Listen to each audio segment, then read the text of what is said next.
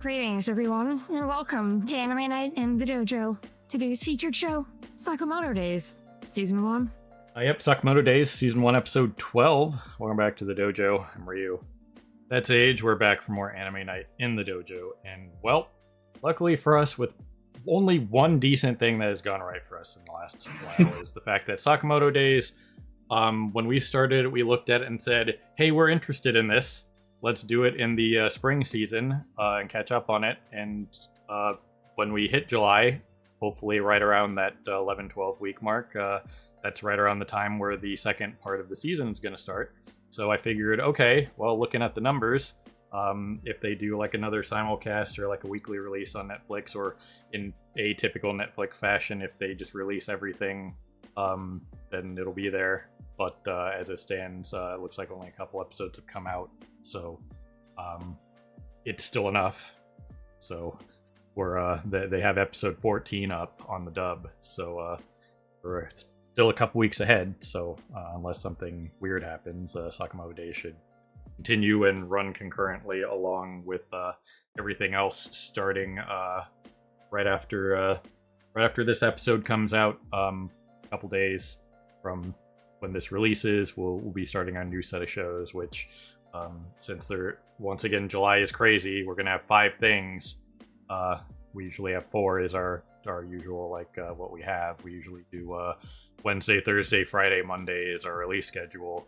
But with the fact that everything that's coming out, we needed to add a 5th show, which is probably going to be on Sunday. And then we will put a John Cena sandwich on the weekend when Peacemaker starts in August for the 6th thing, because we were talking about potentially doing Peacemaker. We watched season 1, we enjoyed that, and we've been doing a lot of superhero stuff recently, especially with Harley Quinn, Kite Man, that kind of thing. That's all in that realm of stuff. So we figured, we haven't done a live action show. Now that we're going to be doing this new format with the timer-based reactions, over on Patreon, we have the reactions over there, and then the discussion and review over here on YouTube still. With this new format, shouldn't be an issue. So it's just going to be, we'll have 6 things to do as opposed to 4. And Peacemaker is a little bit longer. I believe those are like almost double length episodes. On average, Peacemaker is about 40 minutes, so it'll be a little bit longer of an endeavor, but that's okay.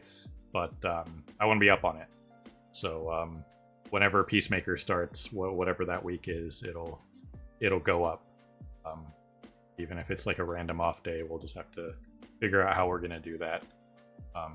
We'll be like a week behind or whatever, however it turns out. But when Peacemaker shows up, John Cena will be getting the Saturday spot in between all the anime.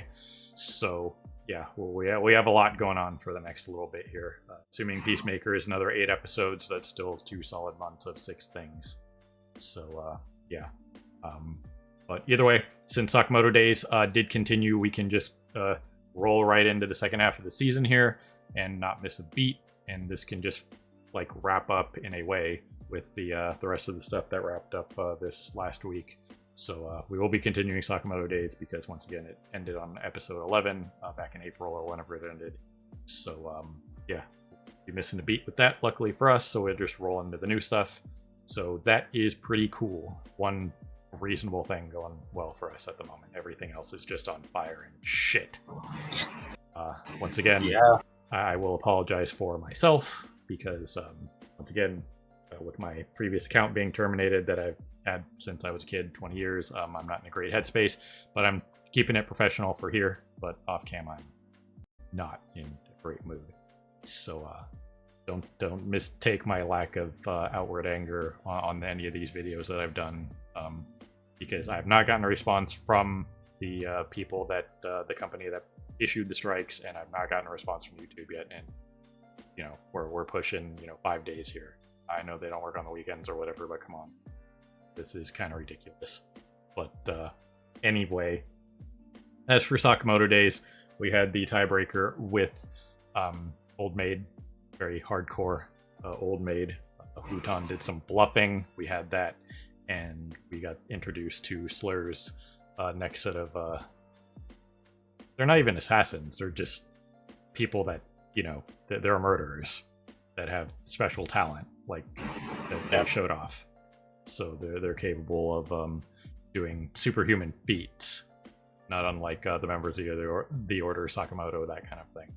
So they're just not assassins; they're just flat out criminal murderers that just Slur is employing to take out the Order and Sakamoto, his crew.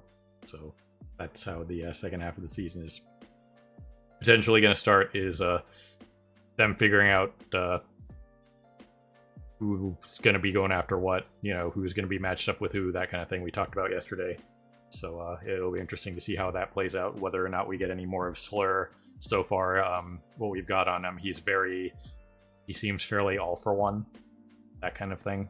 That's how they kind of portrayed him when the Deerhead guy had that little flashback of meeting him past, that kind of deal. So yeah. It'll be interesting to get more on his character as the series progresses, because as we discussed before, he's probably going to be the overarching main super bad guy for the show in general. Yep. Yeah, it definitely seems like he's going to be bad. Indeed. I'll be surprised if he's been taken out by the end of the season. You know what I mean? That'd be kind of weird, based on how this kind of storytelling generally goes. But yeah. Again, I apologize for being a little out of it, but I wouldn't say it's impossible, but I doubt it. Yeah, nothing's impossible in the realm of this kind of thing, but just in general, based on how these kind of stories are told and that kind of thing, it's always harder to write in a new compelling villain. You know what I mean? So, and we haven't gotten anything on him yet. So even if they really packed it in, which the show has packed in a couple episodes very well and had really good pacing, I'll be surprised. As long as it's written well, and if that's what happens, fine, whatever. It doesn't matter. It's a fun watch and enjoyable and whatnot, and solid, for the storyline and whatnot, then that's all that really matters. So we'll just have to see. But we're gonna go ahead, push some buttons, and see what's up with this week. So YouTube will see you immediately right on the other side of this edit, and Patreon will get the timer reaction stuff set up here. So here goes some. Well, alrighty then. I'm kind of surprised that we didn't nail who was who, because we had the two backwards there from the last one. Yeah, it was only those two that were backwards, and those two were the least obvious. Like I said, we basically got nothing on him at all. And the only thing we really had to go on for her was just her thinking everyone's ugly, which typically you'd associate with removing everyone's skin because they're ugly. Yeah. But yeah, apparently no. She's the perforator, and he removes people's skin after he gives them their final performance, quote unquote. Right. He wants to give everybody that epic Valhalla acquiring, exit to life, right? No, he treats everything like it's a story from a book or manga, and he thinks everyone needs to have their big epic character death scene out of a novel. Right. So yeah, based on everything that we saw from this character, I didn't really have any real reason to disagree with Age in the last episode there, because it seemed to make sense based on their character types. But yeah, that is what it is. I guess if you can have this character type, it doesn't really matter. But to me, just from that kind of objective character assessment standpoint, when you're talking about beauty and stuff like that, the skinning thing would have made far more sense than perforation, because just from that kind of standpoint of how that kind of archetype would work, you know what I mean? So yeah, her whatever perforation power she does here when she hugs the person doesn't really line up at all with her character that we've seen. Her whole thing of people being only being beautiful when they're scared or whatever. That still lends it more to the skinning thing of her basically You'd all that removing like the imperfections of the skin to like just the muscle mass underneath, which is for the most part the same.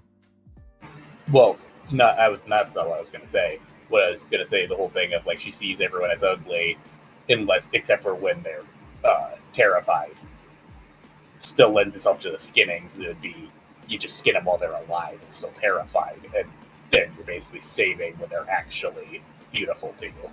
Right.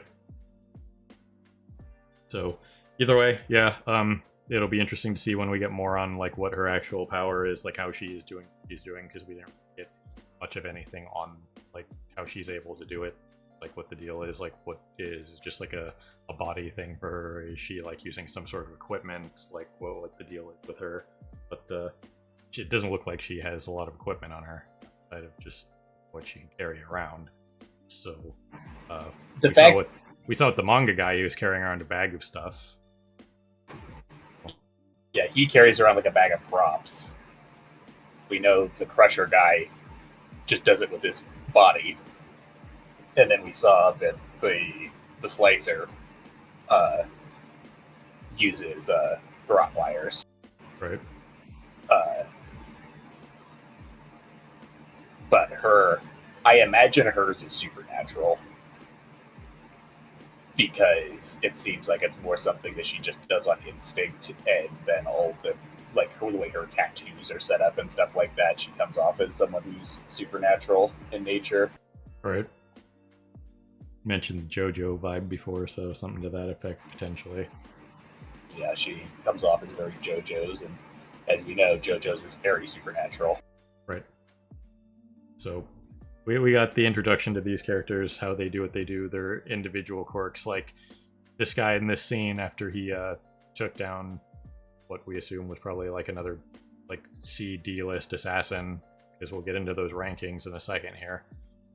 He noticed that like the one volume of whatever that was missing, and instead of just potentially just kind of like looking around the house for it here, like, oh, maybe the guy was reading that volume at the time and it was like on his dresser over there, he goes out to the freaking bookstore and buys a replacement to make sure that everything is symmetrical and perfect, just like he has all the body parts of the people set up so that he can understand them. Yeah. The mind of a killer, I assume. He's an OCD perfectionist. It is interesting that he went out of his way to go to the bookstore once again rather than actually looking for the book, because we also kind of saw that with the hamburger too, where he's an OCD perfectionist, but he's not a rational thinker at all. All he does is just freak out about whatever it is that is triggering him, and just goes to the first thing he can think of and exclusively tunnel visions on that. Right. So it'll be interesting to see who he gets matched up with, especially since we already have the first matchup that we speculated on, like a team-based thing with Shin and Lu fighting manga guy.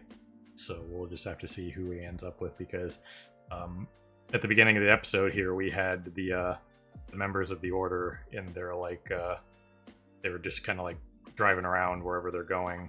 I guess it was after this, but it was I guess it was after all this where they were doing the driving section, where don't ever stop in a freeway and back up to get to your exit. It's like just to be sure, just as a public service announcement, don't stop on the freeway unless you like run out of gas, your car breaks or something. Make sure you like coast over to the side as much as you can and turn on your hazard lights and stuff like that. There's your PSA for the day. Don't ever do this. But we were talking about the old guy here before the episode started, and lo and behold, there he is showing up in this episode. And what he is capable of is, this is a recreational vehicle. This isn't some, like small vehicle that, isn't like reinforced and stuff like that. He cut through a lot of solid metal. Very clean cut. So he's kind of a big deal, Tom. Yeah, it is also worth noting that he didn't just cut through the vehicle; he also cut down several of the traffic signs nearby. Like that's the Right, whole thing. yeah. Why That's the whole road gets blocked is he cut down one of the the overpass signs yeah. as well that blocked the entire road. Yeah, because for anyone like confused there for a second, I was like, wait, it was no, and then you could see like the people like calling it in and like taking selfies or whatever. But yeah, he did cut down some signage and stuff as well. So his his EI jutsu is right up there with the best already. Yeah, which it seems like he operates pretty much entirely off of instinct. Yep. Because of it just being a fly that triggered him there, and the Nagano's comment about how he has no brakes. It's literally just he's like all instinct, and just the moment anything sets him off, it's dead. Yep. So it'll be interesting to see who he's pitted up against in the future. Maybe one of these current antagonists that we got going here. But as the guy with the metal jaw points out, there's not enough for all of them. Obviously, there's 4 of them, and there's more members of the Order than there are of the Death Row people. And then, we already have the fact that they're also going after Sakamoto's crew, so that adds more to the JAA side than, it's probably like obviously the ratio is, probably like hundreds to 4, but when it comes down to things that actually matter, it's probably bare minimum 3 to 1. So... Yeah, we also have still got 3 Order members missing. Yep. The Order's 8 assassins. Yep. And from what we know, it's always 8 assassins. Like, the whole thing is with what's-her-face, the Saw chick, only was allowed into the Order to replace Sakamoto when he left. Right. So, yeah, we talked about that character before, so it's nice to see what he's capable of. Obviously, the superhuman feats are piling up here. So it's going to be one of those things where if there was ever a time to like power creep Shin and Lu, now would be the time. Otherwise, people would probably be complaining about plot armor. So now is as good a time as any. We got to see Sakamoto training a little bit with Heisuke, and he did miss one of those ricocheting bullets. So that's why he's got to kind of keep upping his game, and the training montage to train up to Slur's level again is probably going to be a thing going forward. But we got a little bit of that. From what we can tell as the audience, not only is Sakamoto rusty, but it seems like everything has continued to power creep while he's been gone. Yep. So he's not only is he weaker than he used to be, as strong as he used to be, still probably wouldn't be top of the list anymore. Yep. And as Nagamo points out here, they only have him rated as a B+. Now these rankings go all the way to S, so you probably got everything from D, where Shin is at, which is probably the average goon, and like baby assassin, and then he's the lowest according to right. He's the lowest according to the manga guy, because he comments that Shin is D and Lu is C, and that Shin is the second to last rank. Right, yeah. So we got E through S over here. But yeah, the fact that Sakamoto didn't even crack the A-list guys had him cracking his glasses in classic fashion. So yeah, which of the Order members we saw, it was Nagamo, who's S, and then the Saw chick and the Hammer guy, who were both A's. Yep. And then you had Sakamoto with the big fat B+, bringing up the rear. So you got to figure every member of the Order is bare minimum A rank. So Sakamoto is probably feeling a little slighted. Yeah, especially because from what we've seen, they're probably the 2 weakest. Especially since Saw chick is the rookie of the group. Right. And from what we've seen, I don't know if anybody is like an A+. I assume it just, from once you hit the B+ site, it probably just goes to A, then to S. So, either way, fairly hilarious sequence leading into another fairly hilarious, like, random slice of life sequence. These two, not a dog person until you are a dog person. So, not dog person until you get Shiba. pretty much. And then you end up buying Dogecoin. Ruining your entire portfolio. But yeah, it's always interesting when they like do like the animal danger sense thing. You know, all the animals in the store here like we're able to sense like, hey, there's like a really dangerous individual lying around.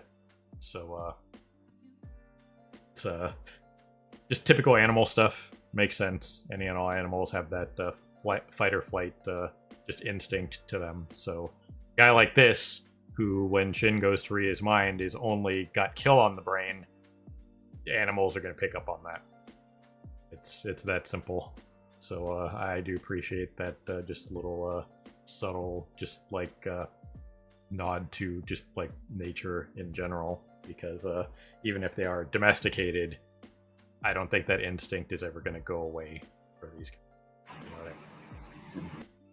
No matter how long it's been. So it's definitely one way to put into perspective how bad of a dude this guy is.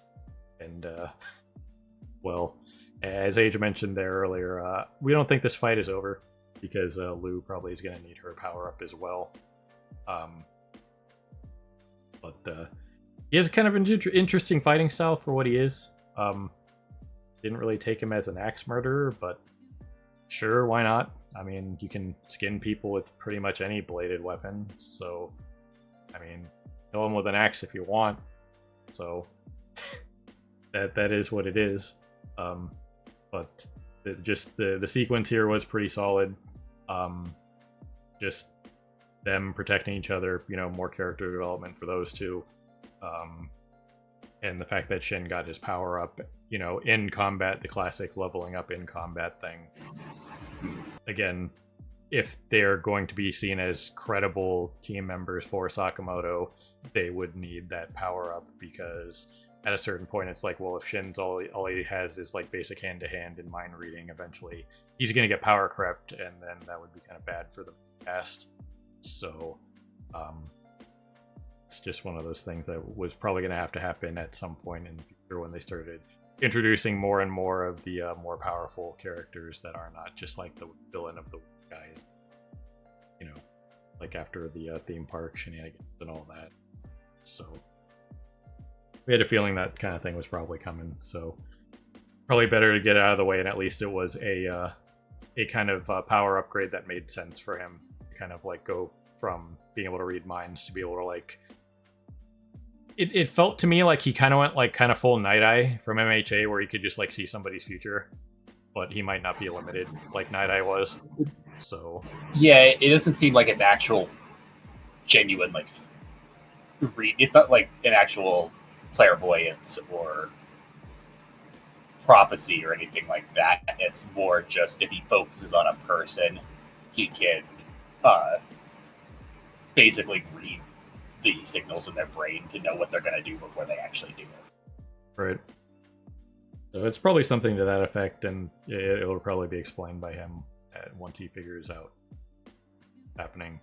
But I did mention in the reaction that, oh man, I get to go on a baseball rant here, because he's you know, he knows what's coming, so it's much easier to win a fight or anything if you know what's coming.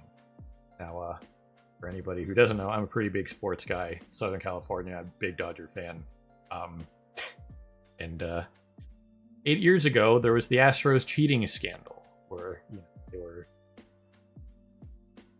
cheating in a way that they knew what pitches were coming for the batters, and they could relay that information by doing random things, such as banging on trash cans.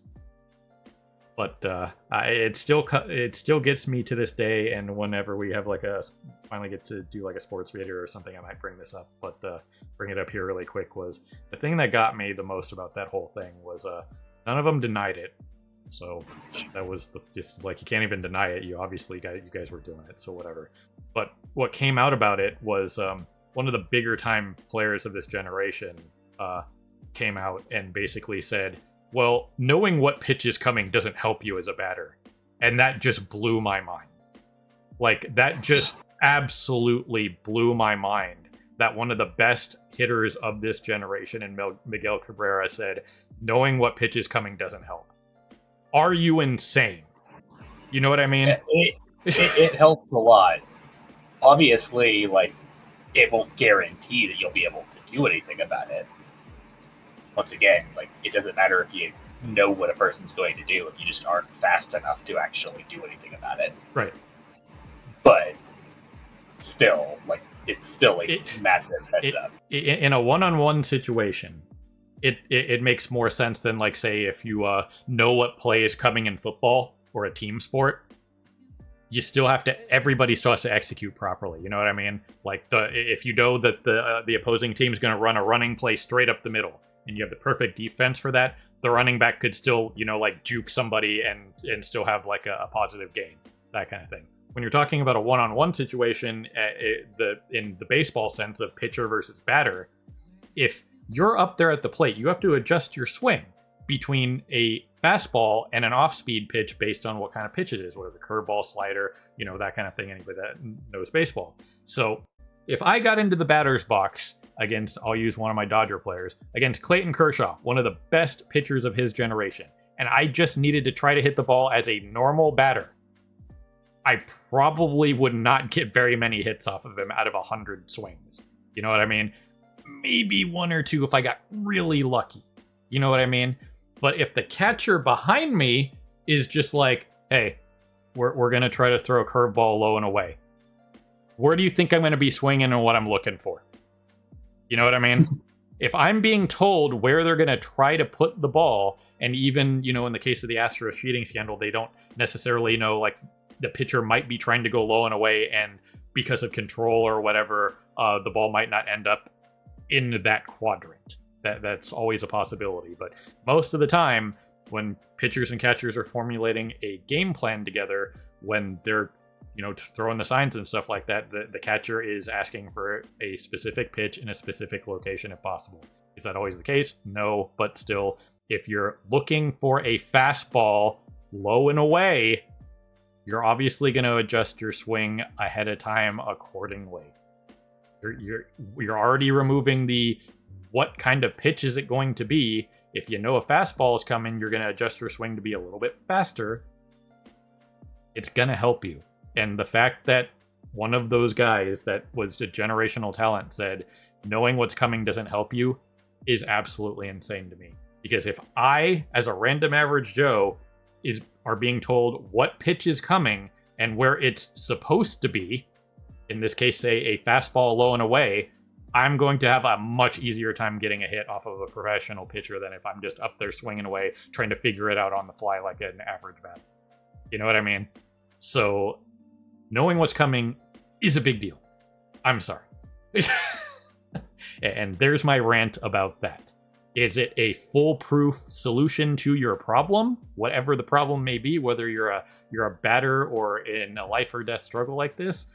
No, but it definitely helps you a lot. Okay?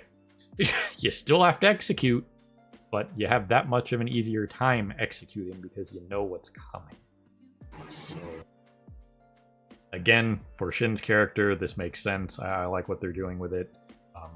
And just even having that kind of information, he can relay that in fights that he's not necessarily fighting himself, kind of deal with like his connection with Sakamoto and that kind of thing.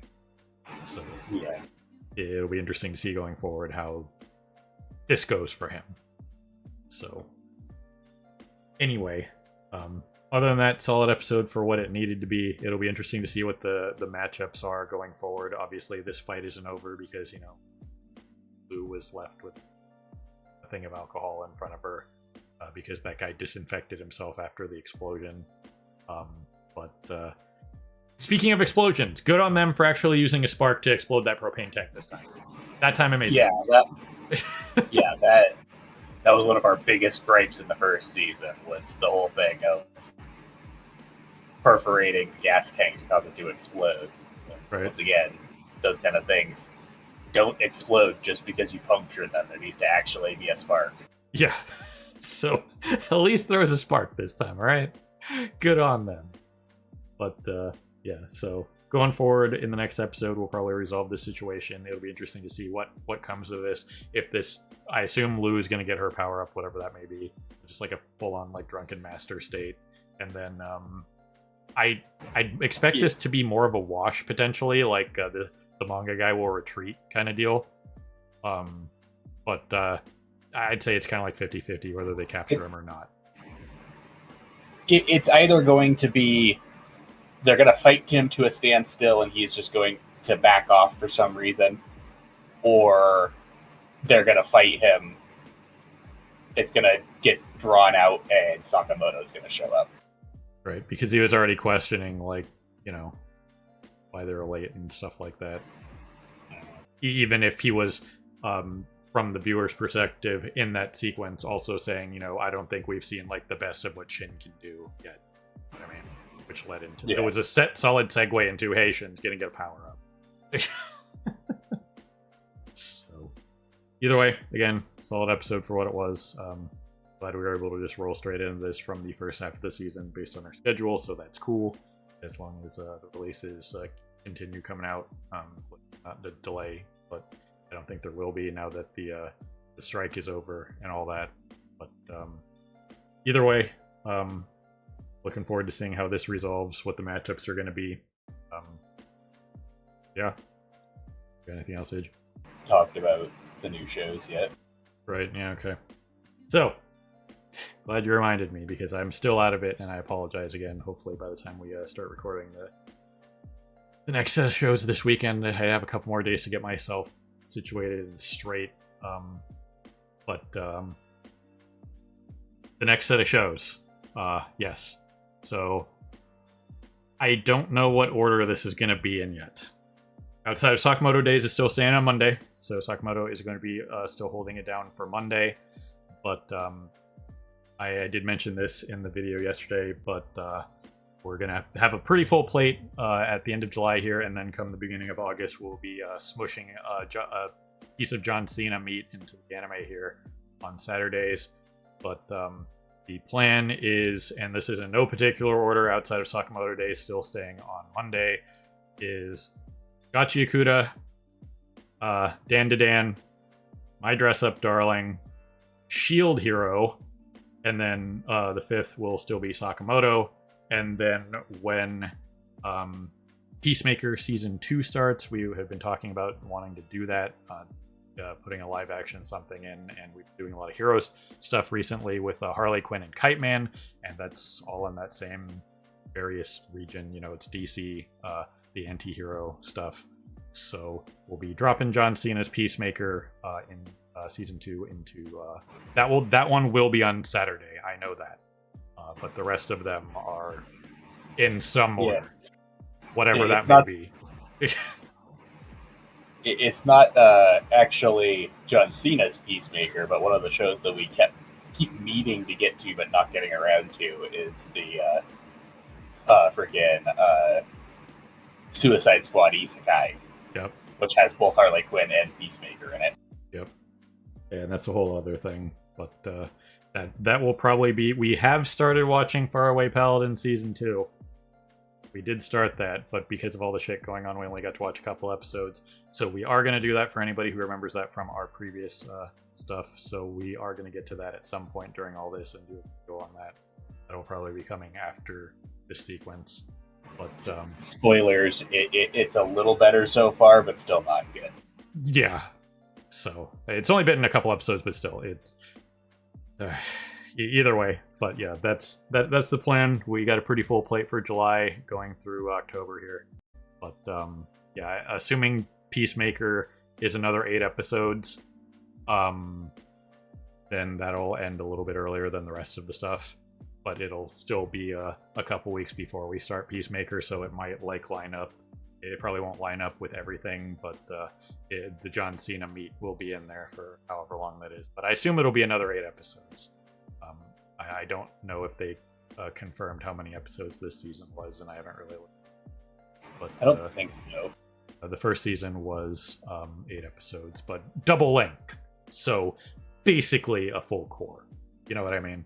Most of those episodes were about 42 minutes. So solid double length. So those 8 episodes were basically 16-ish, like 15-ish full regular episode lengths. So either way, that's the plan. Gotcha Yakuta, Dan to Dan, Shield Hero, Dress Up Darling, Sakamoto. There's your 5 that would have been there. None of those we could leave out, and there's a couple other things that we could have put in there too, but we can't have multiple things on the same day because still fighting that YouTube algorithm, obviously, even now that we're, completely removing copyright from the equation. But yeah, there's a lot of stuff. There's a lot of cool stuff. There's a lot of other stuff that came out this season, but we had to make a choice. So Gotcha Yakuta was on the radar ever since it was announced. Dan to Dan was huge at the end of last year, and they're immediately going into season 2.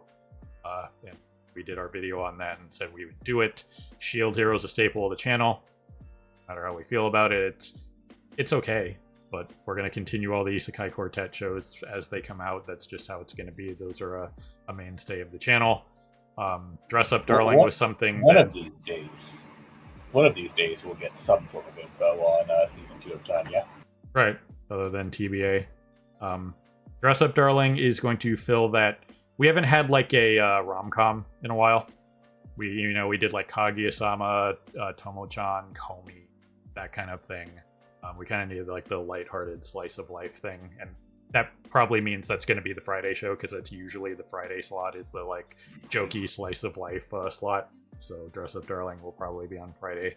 But I got Age caught back up on that show for season 1 because we did not do that for the channel. And I just, for everybody who remembers my flooding situation where I was fighting insomnia and doing my best to keep my house from flooding during the torrential rains in California the last couple years. That was just one of the shows that I just threw up because I was just like, I gotta watch something new to keep myself awake. So I was watching that, and that was one of I watched. But we got Age caught up on it, so we'll be doing season 2. So looking forward to that because the English VA for Maureen is freaking Amelie. So pretty cool. But either way, that's the plan. All on the new channel. We'll be doing the stuff on Patreon as well for the timer reactions for people that enjoy doing timer reaction stuff. I apologize for anybody who enjoyed the highlight editing and stuff like that, but based on what happened with the copyright stuff, I'm not risking that ever again. I'm just not doing it. As much as I do love the highlight editing and stuff like that, maybe I'll put together some like highlight reels of some certain things in certain places that I can put that, won't be under YouTube scrutiny and random companies that can just literally get you axe murdered overnight without being able to fight back. So I'm not risking another channel, even though at this point I'm going to be spreading the content out. I'm going to make a separate VOD channel for my Twitch stuff. Assuming I don't get the other one back, that's going to be the thing that has upset me the most is losing all my Twitch VODs over the last 5 years.